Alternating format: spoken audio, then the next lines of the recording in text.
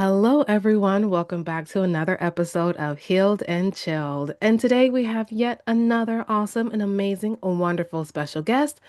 And you guys know how I like to do it here. I like for the guest to have control of the narrative. So, if you would, in your own words, from your own point of view, can you please introduce yourself and we will dive right into the interview?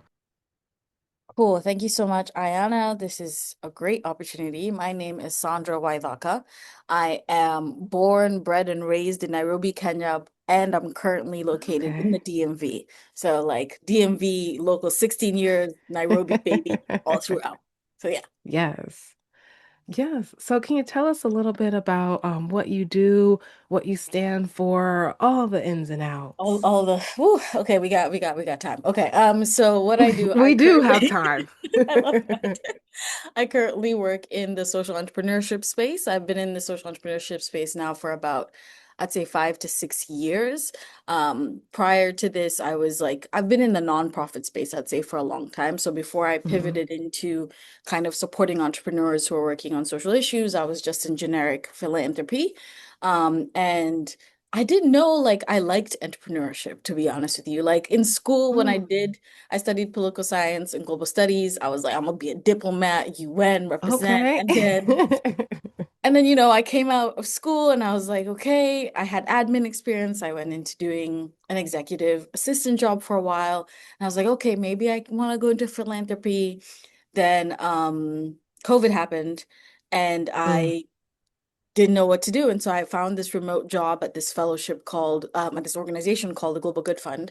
And I started to understand that, like, business is not just business for money, which is a good thing because we need money, yep. but business is also good for social growth and impact, especially in um, developing nations, which is, where I come from. Nairobi Mm, is a big hub for entrepreneurship.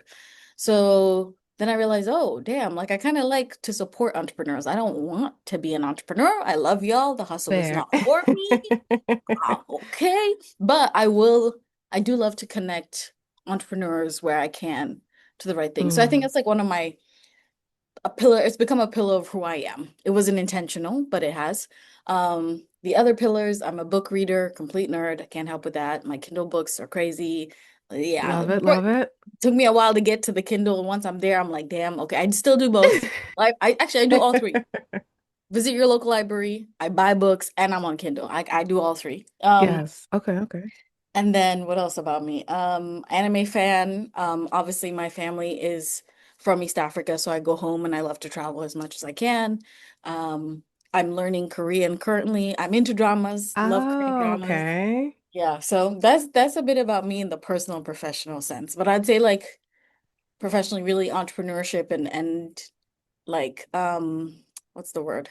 Encouraging and being a resource for entrepreneurs globally is something I really, really love. Okay, awesome. And I'm like, oh, and this, because I actually went to for a maybe like a year and some change. I went to a Korean school actually. So I know a Oh, little teeny bit of Korean. And it's actually in Maryland. Like it's like in PG County, Maryland, of all places. Yeah, there's a wait, Korean where's the school like school? down the street from me. I need to know It's one because I live in in Montgomery County. So you gotta send me the links later okay. to look at this because Yeah, this yeah, sounds yeah. interesting. Yeah. Yeah, Oh, and cool. for anyone listening, it's called New Hope Academy, and Okay. it's no, I'm not really good with locations, but it's somewhere, it's near enough. It's in PG County. It's like It's in PG Hyattsville, County. and Yeah. yeah, and so I learned a little bit of Korean, so I definitely there with you, That's and so I am an cool. avid reader. Yeah, but I haven't gotten into the Kindle reading myself. I have books. I'm more like, because The for book me, page. Yeah, I get it. yeah, and I'm too into like social media to discipline myself with having a book on my iPad. Because if I have a Mm. book on my iPad, then I'm like, You- oh, well, isn't that YouTube video on here too? And oh, I got to check TikTok. So if I Yeah. have a book, there's nowhere else to There's go. nowhere else to go. No, I feel like I thought that too as well. But my thing is, I used to read a lot of big fantasy books. And when I was traveling often, my book bags were starting to feel like they were, Okay. a bit too heavy. Like, and once they started limiting the weight, charging us even more, I was like, you know what? Maybe I Yes. should get one of these. So it's been really great for that. But I still love to buy books. And I'll often, especially for favorite authors, I will authors that I know I love, I'm like, they have a new Yeah. book out, I'll look it up and I'll go buy it. So yeah, no, but I get you. Okay. Hmm. Yeah, and I'm also always looking for a good deal. So Yeah. now I have this my favorite bookstore now. It's called thriftbooks.com because it's a and I'm very big on eco-friendly Yeah. recycling and all the things. Books So should be it's a recycled. Yeah. Yeah. yeah, exactly. And it's a used online bookstore and they have a loyalty program as well. So if you buy Oh, a certain amount of books, yeah, you get a certain amount of books for free also. And I, so I am living, it's called thriftbooks.com. I that's where I get a I'm lot gonna of note books that from. down. So Yeah. Okay, I yeah. love that. Yeah, usually like in the DMV, I would go to Loyalty Books because I love them, black owned Oh, bookstore okay. in Silver Spring. So shout out to Loyalty. They were like my savior during the pandemic. But I still Okay. occasionally will, depending on where I'm at, check out my local little small bookstores. I love a secondhand bookstore. Hmm. Yeah, Um, me too. I try not to buy it new, and then of course, because I like to collect my own little library in my house, I give up and give Hmm. out a lot of books because I'm like, girl, you can't just keep buying these, and they just keep, like it doesn't make sense. I keep my favorites, of course, and then there's some Yeah. that I'm like, this could go to a better home. It's okay. I can let go of it. Okay. So yeah, yeah, and obviously my library. I love the library. I go often. Yeah, Awesome. So, can you explain like where your love of reading comes from? Because a few people I've talked to, it's like different things. Like some people like reading because it teleports them to a new world and like it's like escapism. Other people like reading for the knowledge aspect of it. Some yeah. people like reading because they hear you're supposed to read. So, where's your love for reading come from? Yeah. Interestingly enough, so when we lived in Kenya, because I moved to the States when I was 14, so I was relatively quite grown at this point in time. I would Yeah. say I like lived kind of like two tell worlds of like I didn't want to let go, and you'll hear I can switch my accent according to who I'm talking to, but I didn't want to let go of my Kenyan roots really like a lot. Mm, And so part of that was reading because my mom, when I was growing up, would bring me books from like The Secret Seven, Famous Five, really British authors, Enid Blyton's. Like I absolutely would devour Nancy Drew, that would be my okay. tale. And then obviously once Harry Potter came out, even though I grew up Catholic Mm. and there was a lot of like, you should be reading that, Yeah. the books transported me to a different world. And I Hmm. think that's what reading is for me often. It's escapism, and I have trouble with it being knowledge unless I'm like being taught through. Mm. So like in high school when you're doing, I don't know, Catcher in the Rye or The Picture of Dorian Gray, my teachers were fantastic at like, giving life to the words, or like their eyes were watching God, which is like really hard book to read as an adult now without like Hmm. a a teacher taking you through the narrative. And Yeah, so yeah. I struggle a lot with um like nonfiction books. I'd rather actually listen audio. I'd rather like Mm, podcast sort of fair. listen to nonfiction because then it feels like I'm being like taught or lectured rather than read nonfiction. So for me, fiction is like my little like escapism, my little something stressing me out. Let me pick up a book about a mountain backer in I don't know where and she got lost and found this man and whatever. Or like let me pick up a book about dragons because I love dragons. So I love Mm, the escapism aspect of it. I love to like also I love to cry. So I know that sounds weird, but like mm. books I that are get it. I sad, get it. you know, Okay. like sometimes there's like in times of in my life when I felt disconnected or really discouraged, reading Mm, some of my favorite authors or rereading will bring me back to being fully present mm. emotionally. And I love that about reading. Yeah. Wow. Wow. That's the first time that I've heard that specific aspect. But I think it's good to have something that brings you back center Yeah. because life has a way of lifing, Yep. for lack of a better term. And especially now with all the different things that are going on, it's important to have a safety net and a safe space where you know you can go back to this thing and it can and recenter you. And even like what like you mentioned you work with like social entrepreneurs and things. And I think it's important like we build community as well because with everything happening in the world, we need those safe spaces in creative, and then we need those safe spaces in real life, just In what's real life, happening. yeah, So creating change. Yeah. yeah, so it kind of sounded like to me, I'm trying to figure out the way to word it. Is like your love of books, it explains to me why you do social entrepreneurship too. Yeah, I think I hadn't even thought about it that way. So you just dropped a gem on me. But I Sprinkle, think sprinkle. literally, I think that's part of it. Like, I think especially because, and I don't know, I'm not going to speak for the whole diaspora, but as someone who's part of the diaspora, I think often Right. we're thinking of how to be connected to home in a very intentional way.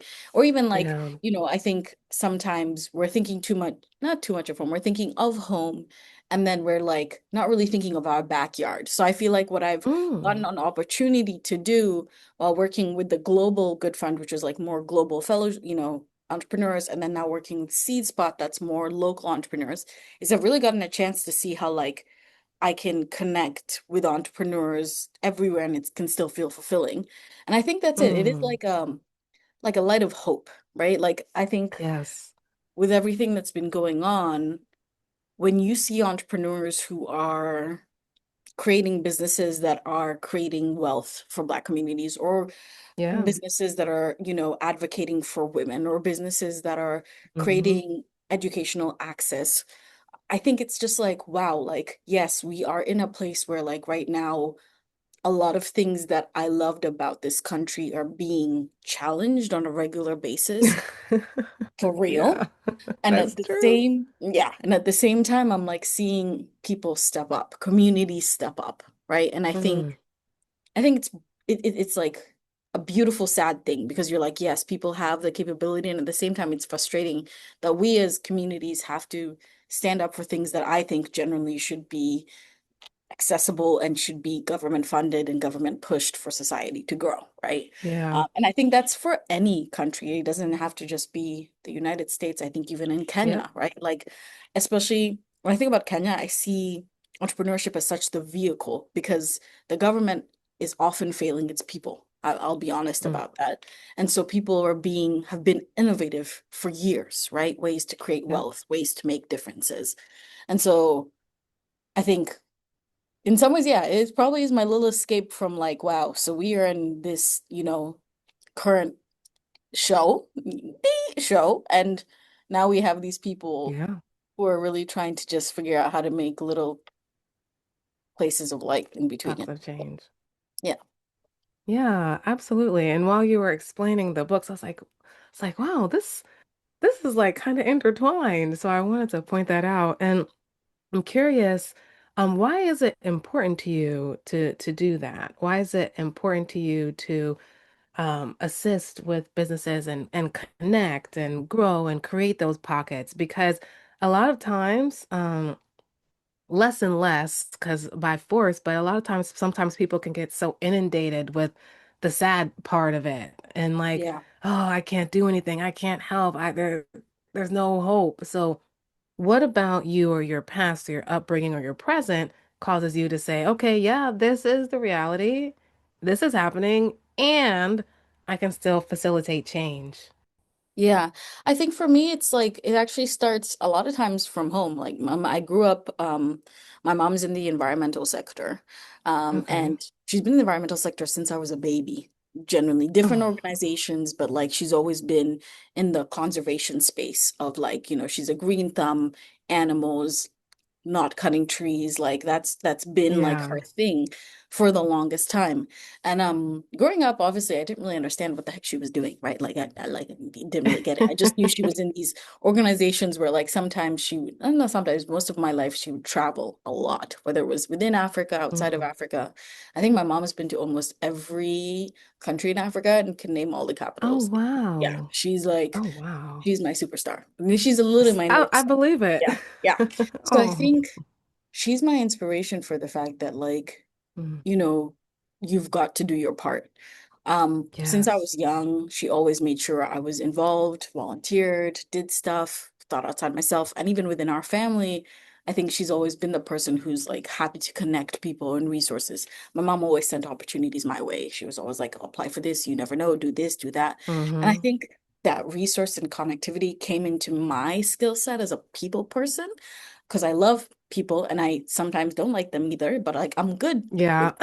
you know, like it's a Yeah, balance of both. understood. Yeah, so I think I get a sort of energetic high from being able to Mm, match someone with someone who can be like in Seed Spot specifically, I work on the mentorship program. And so I recruit mentors and then match them with entrepreneurs or at least try to find them the right people and connectivity.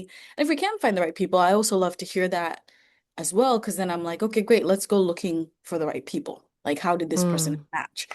But one of my favorite things that I remember when I used to lead the fellowship at the Global Good Fund was like the coach matching.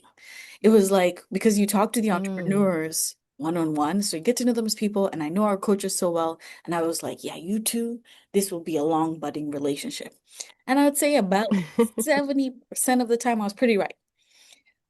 Mm. That would like give me like, whoa, like a little bit of a yeah, you know. Yeah, Like, of course. so I think it's like my mom's like legacy of just continuing to make an impact where you can, no matter how small or Hmm. big, has continued to me in that way. And once I figured out some of my skill set, I was like, okay, I'm good at connecting people and then also thinking Hmm. through long term, like relationship building is one of my biggest skills.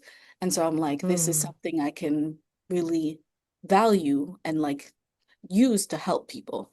And I think for me, when the world seems super dark, reach like hearing from an entrepreneur, like, oh my God, that mentor that you connected me with, give me great feedback is like, oh, it's like a little light that goes off. And I'm like, yeah, okay, great, tick, you know? Yes. Or like that resource I applied and I got it. Fantastic, you know? Um, or even like hearing like the sad things. I love sometimes I'll message entrepreneurs I've worked with over the past couple of years and I'll just ask them how things are going and all of that. So Hmm. I really value relationships. And so that part, I think that community aspect is really what makes me excited and happy. I think I answered your question like 6 times. Well, I tell everybody if you can't go on and on if you feel like it on a podcast where you're being interviewed, you might not be on the right space. So I feel like, Like that. this is if you're ever gonna have and you didn't go that long, but if you're ever gonna feel like, oh, long-winded, if you're on a podcast where you're being interviewed, you should. That's the whole, that's where you're supposed to drop the gems. So that's welcome. Okay, And cool. yeah, so and then I'm going back to the book analogy because I'm a visual. When I hear things, it like because I also do art, so it like paints pictures. And to me, you're kind of like a business library in a way. Like you have a shelf, you have different books that are different entrepreneurs, different connections.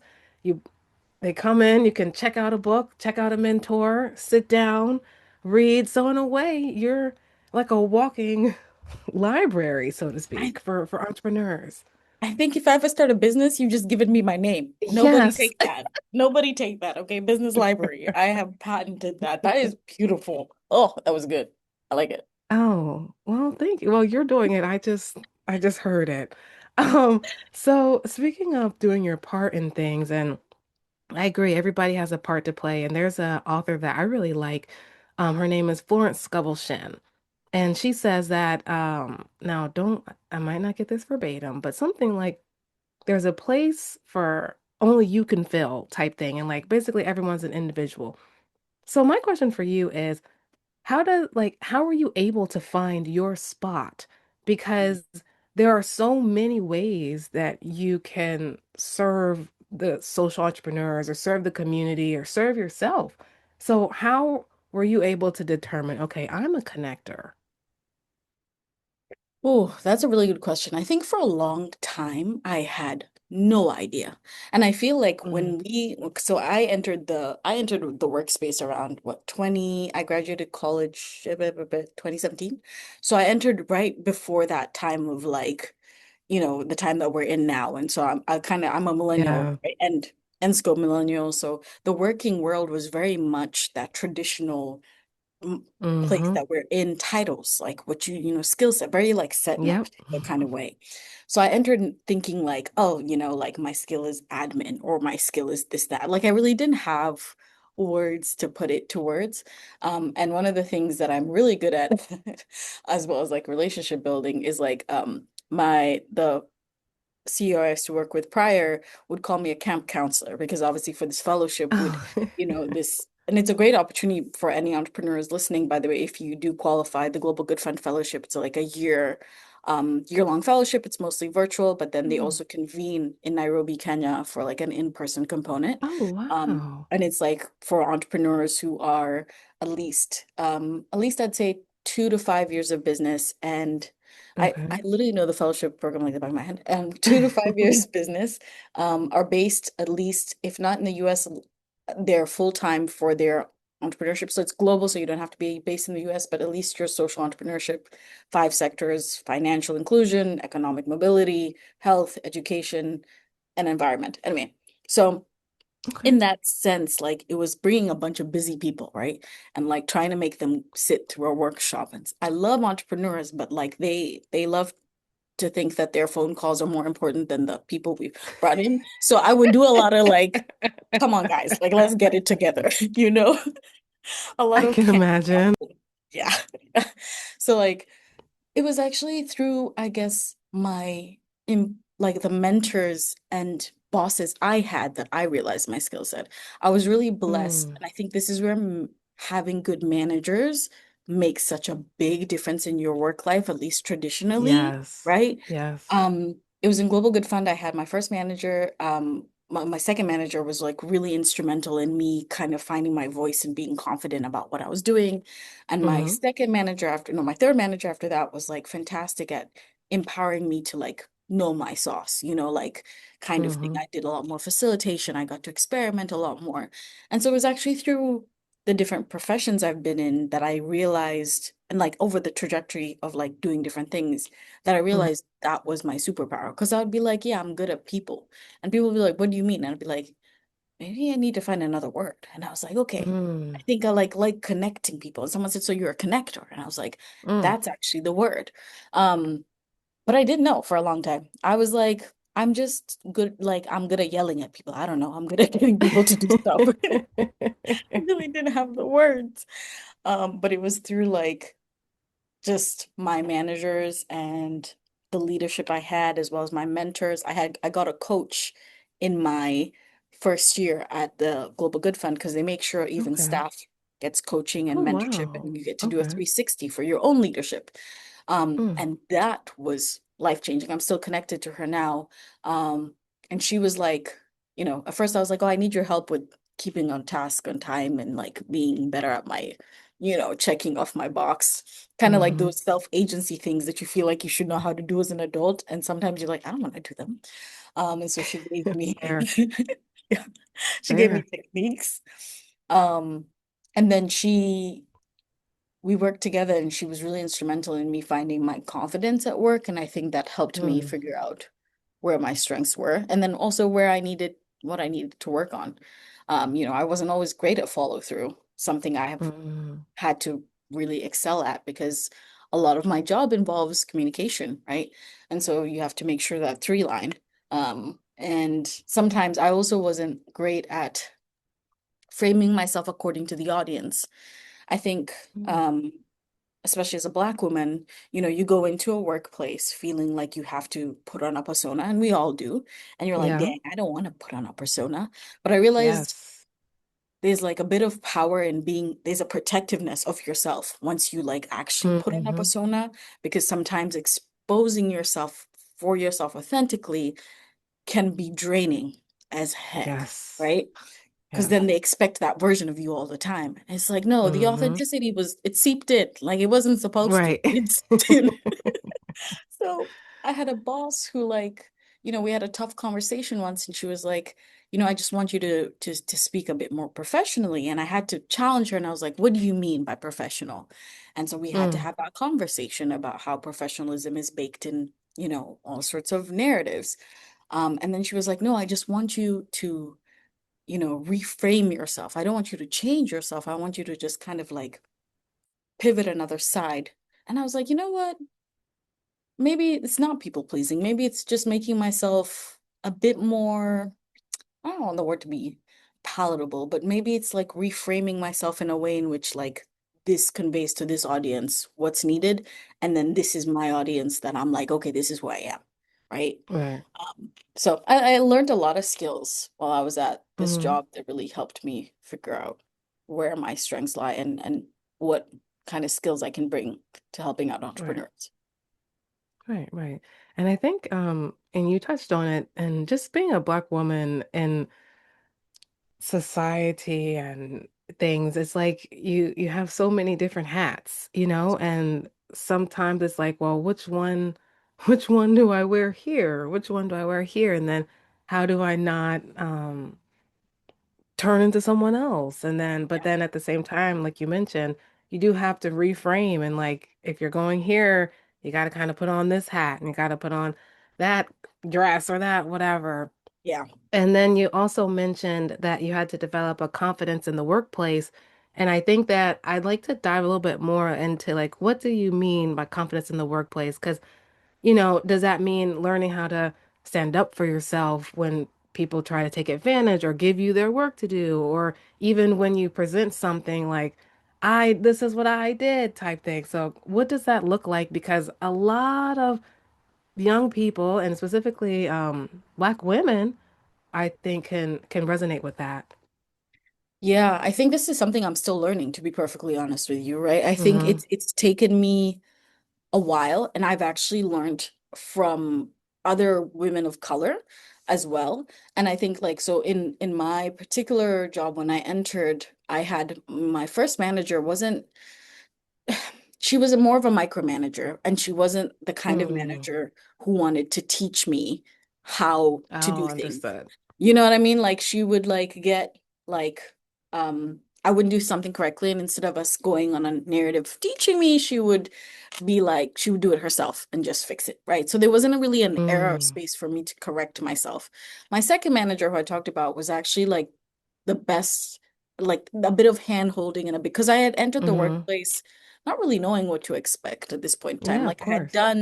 I had done like an executive assistant, but like, and I'm not saying executive assistant work is easy at all. It's not, but it didn't require as much facilitation. It didn't require, I wasn't in the Mm. limelight. I wasn't really presenting data to board Mm-hmm. members. I wasn't in that facilitation role. I was more like a support role, right? A Mm-hmm. very crucial support role, but a Of support role at course. that point in time. And so this role that I came into required me to be a lot more on. And I really was, because my previous manager was a micromanager, I really didn't think I was like skilled. Mm. There were things I hadn't tried. But the manager that I got after would, I would do something and she'd be like, okay, that was great. And this is where you can improve. Or, you know what, like this Mm. couple of notes. Yeah. So having really a good person who can give you active feedback and you can work with, I think was really what shifted my confidence because then over time, I didn't get as many notes and I didn't have to check in with her. And then the next manager took it a level up. I Mm. had, someone who was a bit more hand-holding. The next manager was very laissez-faire. She was like, okay, because she came in after me, right? So she was like, tell me what I need to know. Like, you're the one who's going to Mm. be onboarding me. She's like, let's do this, let's do that, this idea. So it was a partnership. And that really then Mm. kicked off my confidence to another level. I think having a support system that sees you and and Yes. and compliments you and also corrects you is super important for confidence building. Mm-hmm. Um, I think sometimes at work as well, you have to take ego out of it. Sometimes getting those Yep. corrections can feel like a stab in the chest. But you really gotta be like, Yeah. okay, maybe that didn't land well because that wasn't just, the right audience. And then the other thing is like I've always been authentically myself. So in ways, Mm. what I had to do was just kind of pivot what level of authenticity I was giving. It wasn't going to be 10 out of 10. Yes. It was going to be like a 3 out of 10 for certain audiences. You know what I mean? Like and fixing my Yeah. face. Super helpful, Yes. you know, and knowing when to speak and when not to speak. That one was a Yeah. big one for me because as people might know through this podcast, I'm a yapper. I really had to Mm. learn the power of being silent and watching people's Yep. reactions and then speaking. Um, and in some cases, it was learning to speak up for myself. I remember there was a particular Yep. place I worked. and I don't really think I can say the place that I worked, but there was an incident where we were hiring the next CEO that was coming in. And this particular person used a slur in like a room. Yeah. In like a room. I was a temp at this point.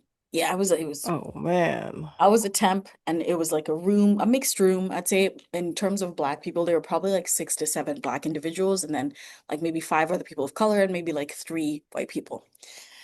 And they used a slur and it got really awkward. And so luckily this was an office that had a lot of agency. So the team then decided they were not going to come into work the next couple of days in boycott because they didn't want the CEO. I, on the other hand, only got Fair paid if enough. I went to work. I was step. Mm. So what happened though that really like reminded me the power of communities coming together is the whole team rallied and talked to my temp agency and said, we'll pay her even if she doesn't come in. Oh And I was like, what? wow. Yeah, it was crazy. It was like a Oh moment of wow. feeling like really supported because at this point in time, it was an uncomfortable situation. And I was going to be I'm working directly sure. with this incoming CEO, right? I was a Oh temp. man. So it was very interesting. But like that was the moment of power. But if these amazing people that I worked with had not spoken up, I wouldn't have known. Mm, And so from then on, that was like, mm, that was my temp executive job. So that was the time when I knew the power of like speaking up and mm. being community together. And me as a woman of color, there's a risk for me to speak. And then there's times when it's a must for me to speak. And so You're knowing right. when to weigh the two was super important. Wow, wow. And I have a kind of a similar story, but a little bit different. So I was I'm not gonna say too much about where it was either, but long story short, I was at this place and it was like a training thing. It was like a training conference basically.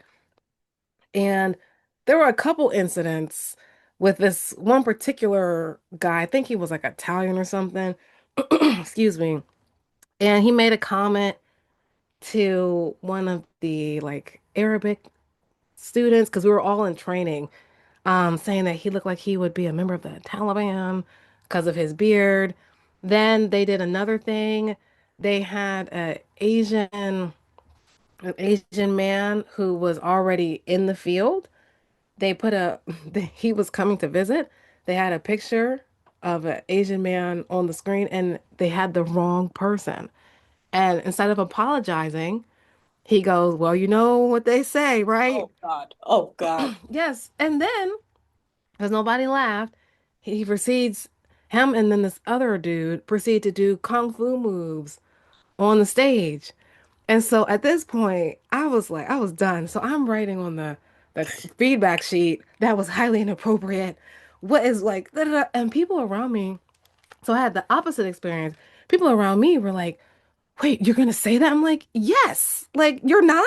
Like, what are you talking about? Like, we all just saw this. Like, this is not Yeah. okay. And so I Yeah. don't know how many other people wrote because I just know the row I was in were like shocked, like, are you really about to write? I'm like, yes, first of all, it's anonymous. And regardless if it's not anonymous or not, that was Someone should say inappropriate. something. So Yeah. yeah, and I was like, I was very offended by this behavior because it was, and that's not even everything. That's just the things that stood out to You me. remember off the cuff. That's actually Yeah. wow. Yeah.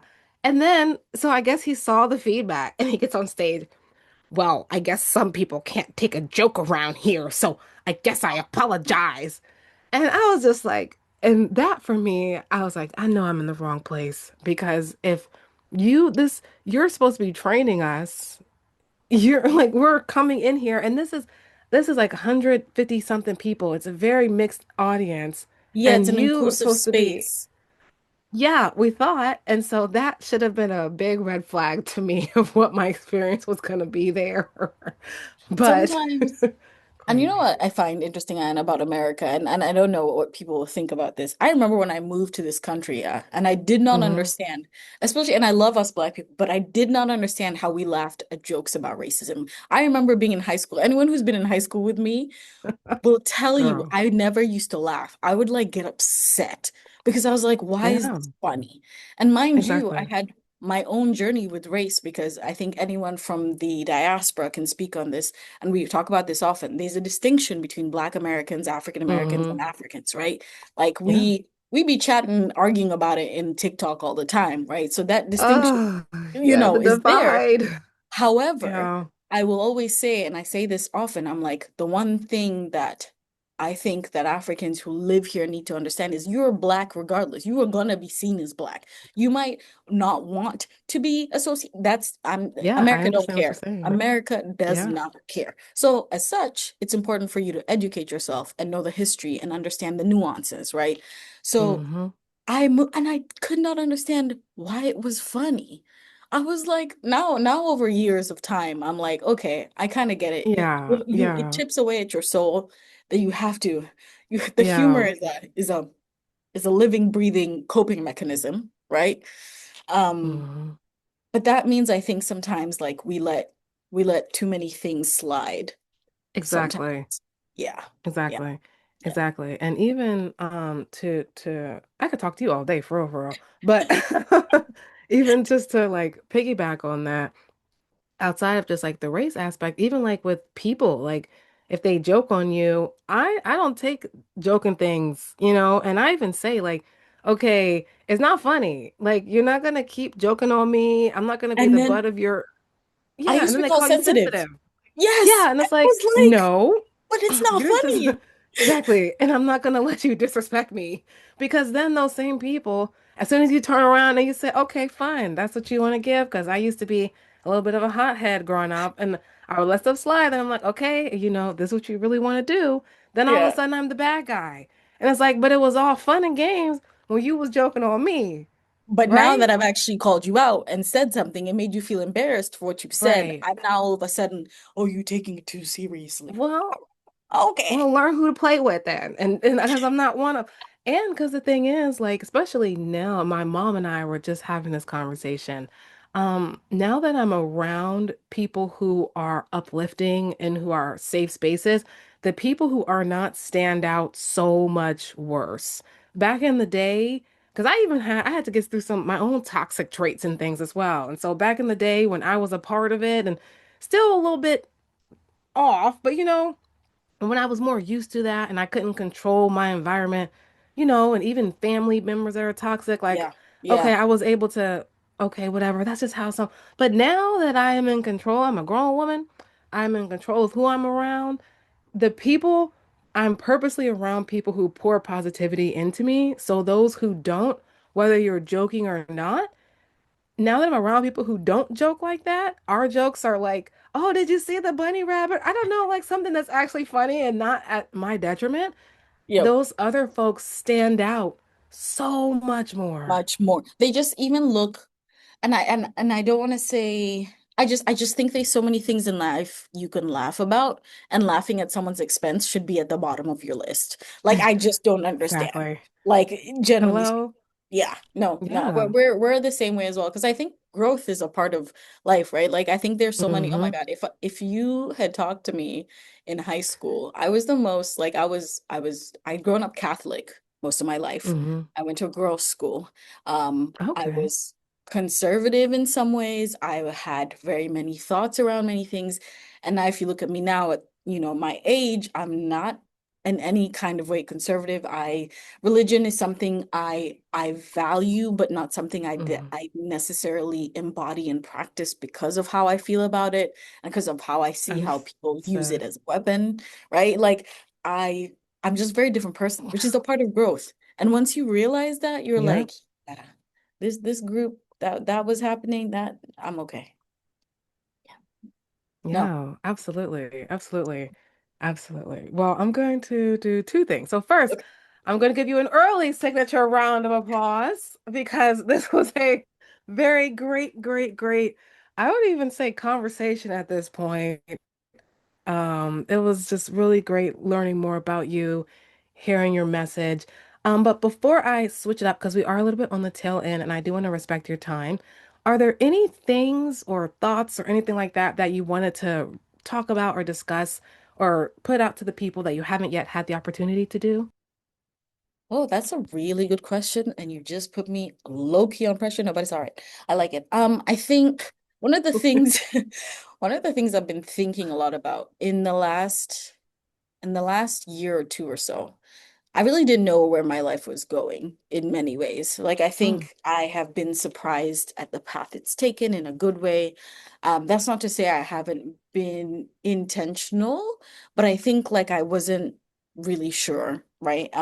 yeah. And I think sometimes if you're feeling lost, I think a lot of what I did when I was feeling lost is really just, well, I know, we're in a different time where maybe you don't have a bit of time to focus on yourself, but I really like centering myself and like really being intentional and thinking through where I Hmm. wanted to go, what that looked like. And sometimes just actually, instead of thinking, getting off my butt and doing it, Mm. inaction really became my enemy this year.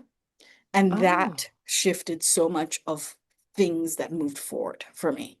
I was really, I think, in the last 2 or 3 years, numb, kind of just like, what's the word? Coasting. But there's something mm, that clicked, like through therapy, through taking time off, through being off the internet, through plugging into, mm, my community, being around my people. And that was like inaction is often the enemy of my like progress. Like we think about things for so long and then we just don't do it.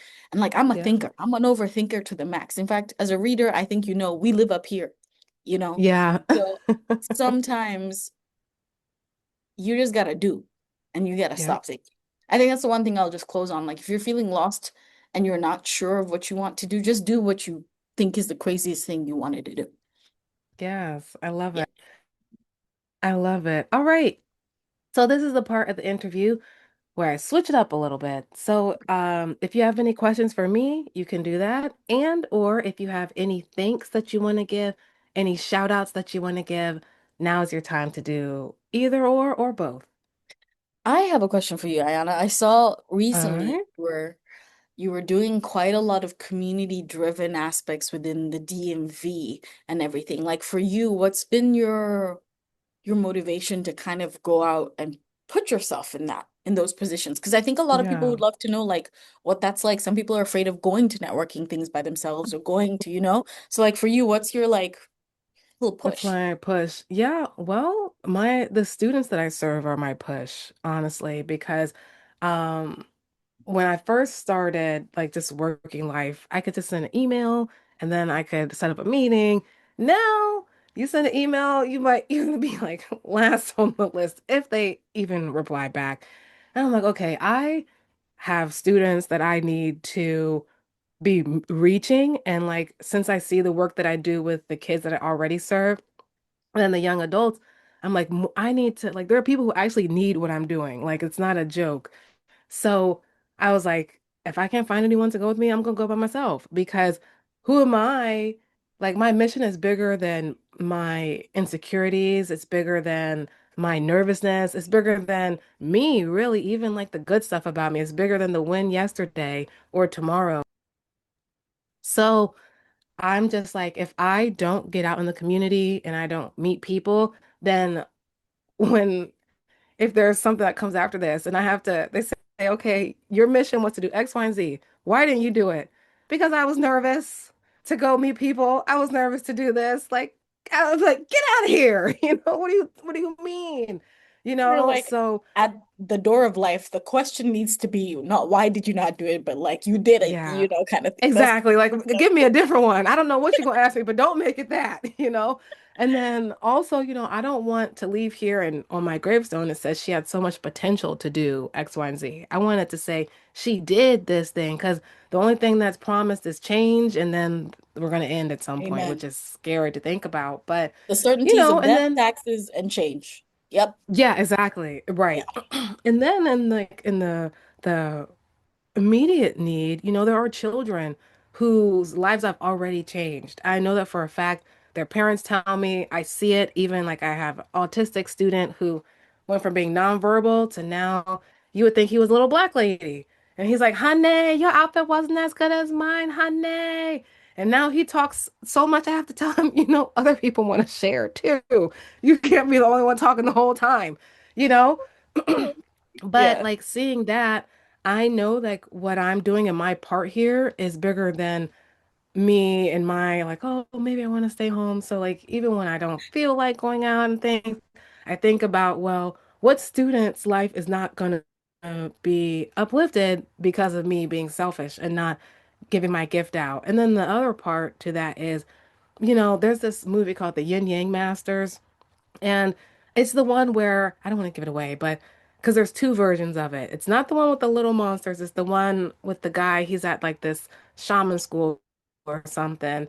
And long story short, his gift creates an entire enemy to hunt him down because his destiny, his gift wants him so bad, it literally created an entire enemy that started a war and almost destroyed the planet because he was avoiding what he was here to do.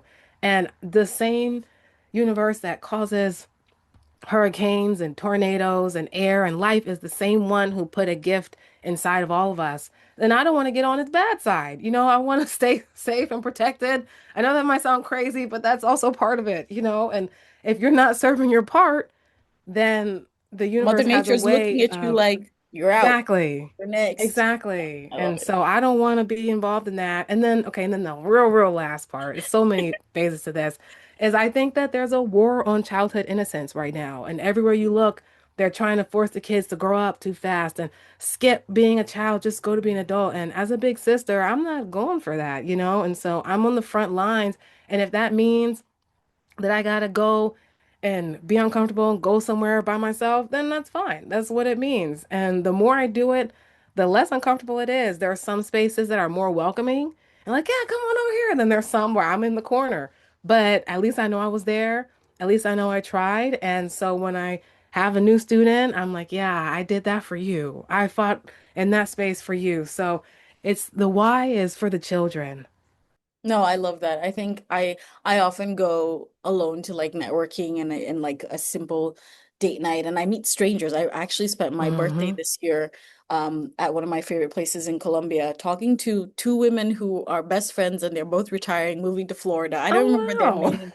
And like wow. another woman group that was like in their 40s and these women were definitely in their 70s and like I was there in my I 30s. love And it was that. just like a great little way. So no, I think there's so much power in doing it. But I also think it's beautiful that you talked about the war on childhood. I think about how we grew up and I miss that so much. Hmm. And I'm like, like that level of just kind of figuring stuff out and getting a bit, Yeah. is like I want that for the future's generation. So it's beautiful to see in that way. Okay, cool. I think your other part was like shout outs and thank yous, Hmm. which I have a few. I'll say thank you first of all to my mother. She is amazing and Yes. she's great. And happy Mother's Day, Mom, because when this was recorded, it's like the weekend before Mother's Day, so you can't say I don't love you because I did something. Okay, thanks. Okay, so Yes. happy happy Mother's Day to my mother. I'll say shout out to both the Global Good Fund and Seed Spot. Great organizations that really support entrepreneurs in different ways, leadership capacity, as well as education and acceleration. Shout out to a lot of to Wake Up to the hubs in the DMV that really like Hmm. support entrepreneurs. I also say shout out to my friends and family, and my managers, my old managers who I have talked about here, who are Yeah. instrumental to my growth. Um, and yeah, no, thank you to you, Ayana, for like Oh, just thank this you. opportunity. This is so great. And yeah, I think those are my thank yous. Awesome, awesome. And thank you for joining. And so I'm going to close this out. I have three cliche questions. I So if love you it. were on the spot before, this is the spottiest spot. So the first cliche question is, if you can think of a time when you were younger and in a darker space, what's one piece of advice that you know now that you really wish you would have known back then? You were still gonna live with your parents. And I say that Mm, because I wanted to run away. And it was mm, like I was really upset and unhappy. And I'm still living mm. with my parents now, and I've never been more grateful. So, Yes, amen. yeah, You are not the only one. Most people I know, including me, are still at home. Why be by yourself when you can be at home? we can be at Okay. home. Thank you, mom and dad. Yeah. Yep. Yeah, I totally understand and resonate on many levels to that. Yeah. Second cliche question is the universe and the internet are similar and they work in very mysterious ways. So we have no way of knowing who this interview will come across in the future. Is there any person or organization that if they did hear this interview that you would love to work with, partner with, or speak at, or anything like that? Oh, that's a really good question. And oh my God, like tell me why I've blanked out on all of them. Um, I think if I was to say like a genre of organizations, Yeah, I'm that's really fine. looking to be in the global social impact space a bit more intentionally. And I Mm-hmm. want to, while I love living within the United States, I am looking for something a bit closer to home. So if any organizations in Mm. Kenya that are working in entrepreneurship and are looking for people who are global, hit me up. At the same time, speaking opportunities, I love hosting panels. I don't have to be in them. I love hosting panels, asking questions. Like it's actually a lot of fun for me, especially in the space that we are in. And so I'm always welcoming those Mm-hmm. kind of opportunities, just kind of lead a fun space. And then facilitation. I love facilitating fun things. Let me know. Yes, 100%. Okay, there we go. Love it, love it, love it. All right, and then the final question, and then I have like a last closing thought thing. But the final question is, if someone wants to contact you specifically, what would be the best way to contact you? And then if someone wanted to keep up with what you're doing, events, facilitation, all the things, what's the best way to keep up with you? Yep. So if they wanted to contact me in in any kind of professional capacity, my LinkedIn, Sandra Waithaka, there's multiples of us. So what I'll do after this is I'll give Ayana a link directly. The Waithaka name is very popular in Kenya, so it might be Okay. everywhere. It's a tribal name actually, but it's a whole thing. Oh, So I'll give you my link specifically. And then I think if people want to keep up, I'd say I'm kind of like doing, and it's really fun this is not in a professional way, really fun TikToks that I do like on dramas or things that okay. frustrate me about the world. And I think my TikTok is called Sandy Wins and Loses. I think I'll put Okay. that in Yeah, this, all the links will be in the all the description. links. Hmm. That's like a fun way to keep up with really silly thoughts and rants I have randomly in my life. And All then right. otherwise my Instagram, Sandy Styles, is also a really good way to keep up with what I'm doing professionally. Awesome, awesome. And of course, yes, any links you share, I will hyperlink in the description so that everyone can get there directly. I'm going to give you another signature round of applause for a very great fluid conversation. And then, can you leave us off with some words of encouragement for the rest of the week? Yeah. Ooh, that's a good one. Words of encouragement. Guys, you know what? Listen to a podcast, go read a book, Mm. and then go drink some water. Those are my three three notes of Yes. encouragement. Listen to a podcast, read a book, go drink some water, and have a wonderful rest of your week, weekend, day, etc. Yes, yes. Well, I think that's some great tips because you can get a lot of gems from books, reading. Oh, that's the same thing. Books, podcasts, and water. All righty. Yep. All right. Thank you so much for joining today, Sandra. This was a wonderful, wonderful conversation, getting to know more about you. Like I said, I could talk and listen to you all day, but unfortunately, we can't do that right now. So, everyone, I hope you guys enjoyed the episode. Make sure that you guys go follow along with her journey. Links in the description. And you will hear from me again in the next episode of Healed and Chilled. Bye, everyone. Bye.